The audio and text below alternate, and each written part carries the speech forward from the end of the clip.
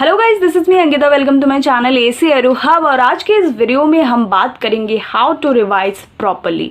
सो यार, हमारा ब्रेन कुछ ऐसे काम करता है ना कि हम लाखों करोड़ों चीज़ें अगर देख रहे होते हैं, पढ़ रहे होते हैं, इन्फॉर्मेशन कलेक्ट कर रहे होते हैं, उसमें से हमें बस गिने चुने ही चीज़ें याद रहती है। पर क्या आपने कभी सोचा है कि हम ABCD क्यों नहीं भूलते या फिर 1 2 3 4 बोलना क्यों नहीं भूलते? बिकॉज हम उसको बचपन से पढ़ते आ रहे हैं और डेली लाइफ में उसको यूज़ करते हैं और एक तरीके से ना हमारा वो रिवीजन ही हो रहा है। So revision is the most important key, क्योंकि आप कितना भी पढ़ लो, कितने भी चीज़ों को समझ लो, पर अगर आपने सफिशिएंट रिवीजन नहीं किया तो वो चीज़ें हम एक टाइम पे जाके भूल जाते हैं। इसलिए रिवीजन करना बहुत ज़्यादा इम्पॉर्टेंट है। और आज के इस वीडियो में हम 5 ऐसे वेज देखेंगे जिसके थ्रू आप परफेक्टली रिवीजन कर सकते हैं। साथ में हम लास्ट में कुछ इंपॉर्टेंट टिप्स की भी बात करेंगे। So without any further due, let's get started. तो फर्स्ट टिप आप लोगों के लिए ये है कि break it down. Break it down मतलब आप जो भी पढ़ोगे उसको हम पहले सब टॉपिक्स में डिवाइड करेंगे एंड देन उसके बाद हम क्या करेंगे, उसको माइंड मैप बनाएंगे। सो माइंड मैप एंड सब टॉपिक्स का जब हम फॉर्मुलेशन करते हैं ना, वो आपको काफ़ी ज़्यादा हेल्प करेगा आपके रिवीजन में। फॉर एग्जाम्पल, अगर हमने चैप्टर नंबर 6 पढ़ा है तो उसमें जितने भी सब टॉपिक्स हैं उसको हम पहले नोट कर लेंगे। ठीक है, तो अब आप पहले अपने बुक निकालो और जो भी चैप्टर आपको पढ़ने हैं पहले हमें ये देखना है कि उसमें क्या क्या सब टॉपिक्स है और उसको एक साइड में लिख लो, या फिर एक बुक के फर्स्ट पेज में या फ्रंट पेज में आप उसको लिख लो, कहीं भी आपको जगह मिल जाए। एंड उस सब टॉपिक्स को लिखने के बाद आपको क्या करना है, जब आप फर्स्ट रीडिंग कर लोगे ना चैप्टर का, तो जब हम फर्स्ट रीडिंग करेंगे उसके बाद हम ये देखेंगे कि जितने भी सब टॉपिक्स है उसको मैं अच्छे से समझ पाया हूँ कि नहीं या समझ पाई हूँ कि नहीं। सो इट्स ओके अगर आप पूरी तरह से उसको याद नहीं रख पाई या फिर थोड़ा बहुत भूल गए, बट ओवरऑल आपको एक आइडिया होना चाहिए कि हर एक सब टॉपिक्स में लिखा क्या है, ताकि आपको पूरे चैप्टर का एक ओवरऑल आइडिया रहे और बाद में आपको दिक्कत ना आए। ठीक है, सो फर्स्ट स्टेप आपका यही होगा कि पहले सब टॉपिक्स देख लो और जब आपका फर्स्ट रीडिंग हो जाए तब ये इंश्योर कर लो कि ओवरऑल आपको वो टॉपिक पता है और आपको थोड़ा आइडिया है कि उस टॉपिक्स में क्या है। उसके बाद जो मेन इंपॉर्टेंट स्टेप है वो है माइंड मैप्स, जो आप कब बनाएंगे, जब आप एक चैप्टर की सेकेंड रीडिंग कर लेंगे। So now let's take a real example. ये आपके सामने है chapter 1 of your class 12 geography book. So ये चैप्टर 1 है पॉपुलेशन का। तो जब हम इस चैप्टर को पढ़ेंगे तब हम देखेंगे इसके सब टॉपिक्स क्या है। सो फर्स्ट जैसे है distribution of population, density of population, उसके बाद ग्रोथ ऑफ पॉपुलेशन। तो ऐसे करके जितना भी ये चैप्टर है उसके अंदर कौन कौन से सब टॉपिक्स है, पहले मुझे इधर या फिर कोई भी एक नोटबुक में आप उसको पहले लिख लो। एंड इसको जब मैं फर्स्ट रीडिंग करूँगी उसके बाद मैं ये इंश्योर करूँगी कि जितने भी सब टॉपिक्स है वो मुझे अच्छे से आते हैं या फिर ओवरऑल एक मुझे आइडिया है। उसके बाद हमें क्या करना है, दोबारा इस चैप्टर को पढ़ना है और हाईलाइट करने हैं मार्क्स, और जो सब टॉपिक्स है उसको और डीपली आपको समझना है। एंड देन उसके बाद आपको एक माइंड मैप का फॉर्मेशन करना है। सो ये मैंने एक माइंड मैप बनाया है इस चैप्टर का, जिससे मुझे हेल्प मिलेगी इस चैप्टर को अच्छे से एक पेज में समझने के लिए। माइंड मैप के लिए बहुत ज़्यादा इम्पॉर्टेंट है कि चैप्टर कितना भी लंबा हो, 10 पेज का हो, 12 पेज का हो, पर आप ट्राई करना कि एक पेज में आप उसका माइंड मैप बना लो, या फिर मैक्स टू मैक्स 2 या 3 पेज में आपका ये माइंड मैप बच जाए।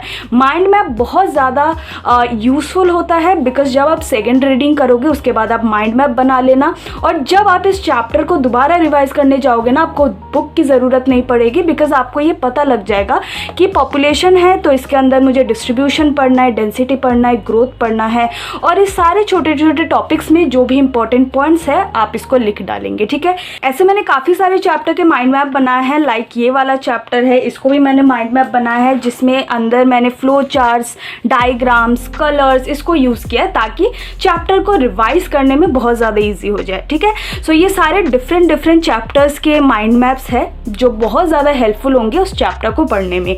तो अगर आप ऐसे माइंड मैप बना पाते हो तो पहले सेकेंड रीडिंग करो, उसके बाद इस माइंड मैप को फॉर्मुलेट करने की कोशिश करो, ताकि जब आप उसके बाद और इस चैप्टर को पढ़ने जाओगे तो आपको बुक खोलने की ज़रूरत नहीं पड़ेगी। So this is the first step और बहुत ज़्यादा इंपॉर्टेंट स्टेप है। उसके बाद सेकंड टिप आप लोगों के लिए ये है मैजिक ऑफ पेपर। अब मैजिक ऑफ पेपर क्या है, देखो आपको ना पहले एक A4 साइज शीट लेनी है, जैसे मैंने यहाँ पे ली है, या फिर आप कोई नोटबुक ले सकते हो, कोई भी रजिस्टर पेज ले सकते हो। उसमें आपको क्या करना है, सेकंड स्टेप में आपको आपने जो भी चैप्टर पढ़ा है उसकी समरी आपको लिखनी है, ठीक है। एंड ये सारे समरी जो है पैराग्राफ में नहीं होने चाहिए, ये बुलेट पॉइंट्स में होना चाहिए।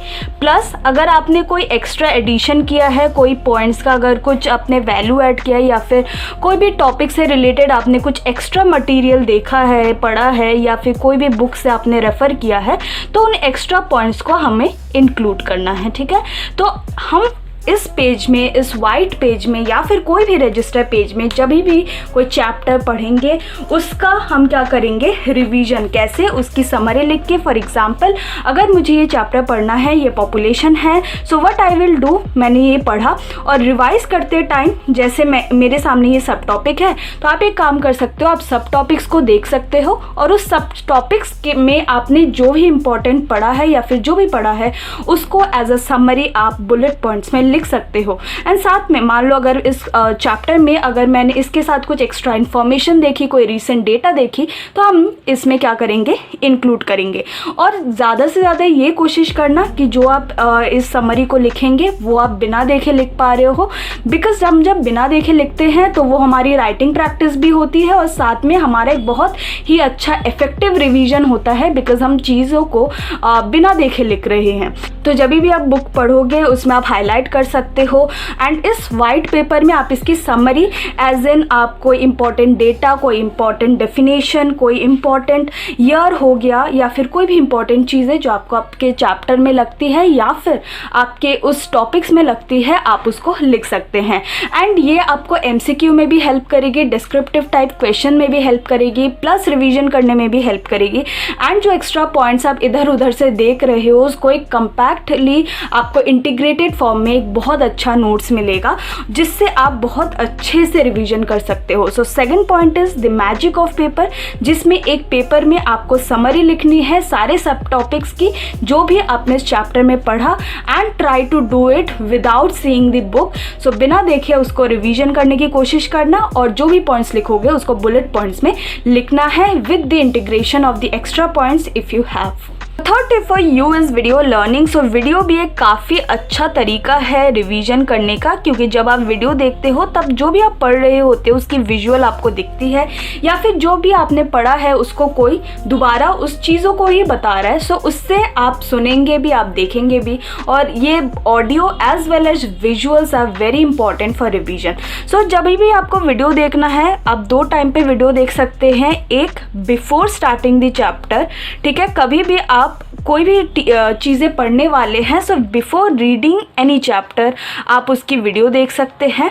एंड सेकंड टाइम आप कब देख सकते हैं, आपने बिफोर में देख लिया और जब आपने उस चैप्टर को रीड कर लिया, आपने उस चैप्टर को समझ लिया, उसके बाद रिवाइज करने के लिए आप वीडियो देख सकते हैं। So before reading and after reading, so अगर आप कोई भी चैप्टर शुरू करने जा रहे हैं तो उसकी वीडियो आप देख लो ताकि आपको एक समरी पता चल जाए। एंड जब आप समरी पता चलने के बाद आप उस बुक को पढ़ने वाले हो, उस टॉपिक को पढ़ने वाले हो, लास्ट में आप अगेन उस वीडियो को देख सकते हैं ताकि जो भी आपने पढ़ा है वो अगेन आपके सामने आए, आप उसको सुने, आप उसको देखें, ताकि जो भी चीज़ पढ़ी है हमारे दिमाग में वो चीज़ रिपीट होने लगे। ओके, सो वीडियो ऑडियो जो भी होता है वो बहुत अच्छा होता है रिवीजन के लिए। इसलिए third tip for you is video learning, जिससे आप लोग बहुत अच्छे से चीज़ों को और ईजिली याद रख पाएंगे। Fourth tip for you is the 80-20 rule. So ये कहा जाता है कि 80% of the paper, 80% of the question आपके 20% ऑफ द बुक में से आता है। सो ये बहुत इंपॉर्टेंट मैसेज आपको दे रहा है, वो है इंपॉर्टेंट क्वेश्चंस का।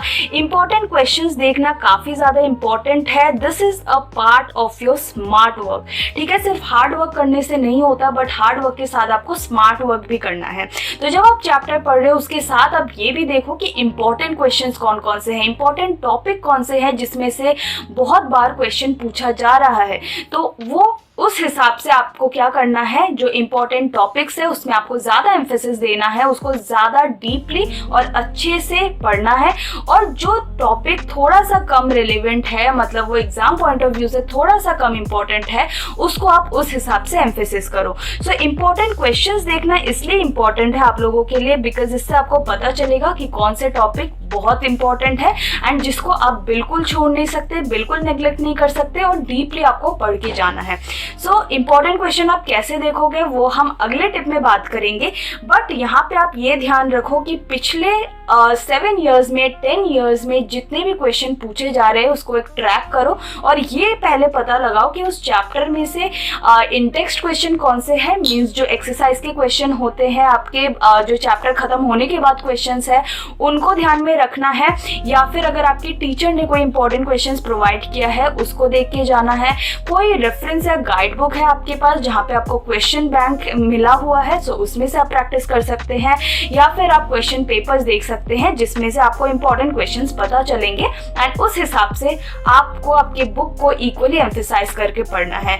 यार जब हमें पता है कि हमें ये टॉपिक पढ़ना है और इस टॉपिक से ज्यादा क्वेश्चन पूछा जा रहा है तो क्यों ना हम उस पर ज्यादा फोकस करें, है ना। सो ये जो 4th पॉइंट है इसलिए आपके लिए इंपॉर्टेंट है because it is a part of your smart work, जिससे आप जो इंपॉर्टेंट चीजें हैं उसको ज्यादा एम्फेसिस करोगे और ज्यादा उस पर फोकस करोगे। अब हमारा 5th और सबसे important point is previous year question paper. This word is very underrated because बच्चे जो है प्रीवियस ईयर क्वेश्चन बस ऐसे ही लाइटली देख के चले जाते हैं और उसमें से वो कुछ एनालाइज नहीं करते। इसमें से आपको देखना है कि कौन कौन से क्वेश्चन फ्रीक्वेंटली आस्क्ड क्वेश्चंस हैं, मींस जो बहुत बार पूछा जा रहा है, कौन से टॉपिक पे ज्यादा एम्फेसिस हो रहा है, या फिर कौन से चैप्टर का वेटेज वो ज्यादा दे रहे हैं, ठीक है, या फिर कोई मैप है, कोई न्यूमेरिकल है, कोई डेटा है तो कैसी डेटा पूछे जा रही है और वो पैटर्न क्या है क्वेश्चन का, तो क्वेश्चन कैसा फ्रेम हो रहा है। ठीक है, मान लो आपने बुक पढ़ा और आपको लगा कि सीधा साधा क्वेश्चन आएगा, बट क्वेश्चन वो कैसे दे रहे, घुमा के क्वेश्चन दे रहे,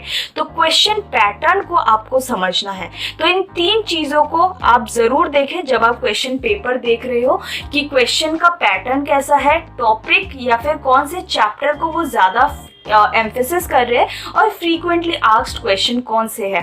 एंड आपको कितने इयर्स के देखने हैं, एटलीस्ट 7 to 10 ईयर्स के पिछले के क्वेश्चन पेपर्स आपको देखने हैं और इन चीजों को एनालाइज करना है। सो जब आप इसको एनालाइज करोगे उसके बाद अगर कोई डिस्क्रिप्टिव क्वेश्चन है तो उसको जरूर लिख के प्रैक्टिस करें। अगर आप टाइम के अंदर नहीं कर पा रहे पेपर्स तो उसको भी जरूर टाइम बाउंड, टाइम लिमिटेशन देके उसको प्रैक्टिस करने की कोशिश करें।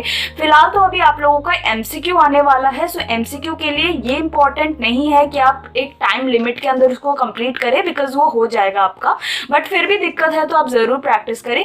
बट एमसीक्यू जब आपका पेपर आ रहा है तो उसमें आप ये ज्यादा ध्यान दें कि क्वेश्चन किस टाइप का वो पूछ रहे हैं, ठीक है। एंड कभी भी मत एक्सपेक्ट मत करना कि जो भी आप क्वेश्चन पेपर कर रहे हो, प्रैक्टिस कर रहे हो या फिर जो भी सैंपल पेपर आप करके जा रहे हो डिट्टो वही आपके पेपर में आना है, ऐसा नहीं होता, ठीक है।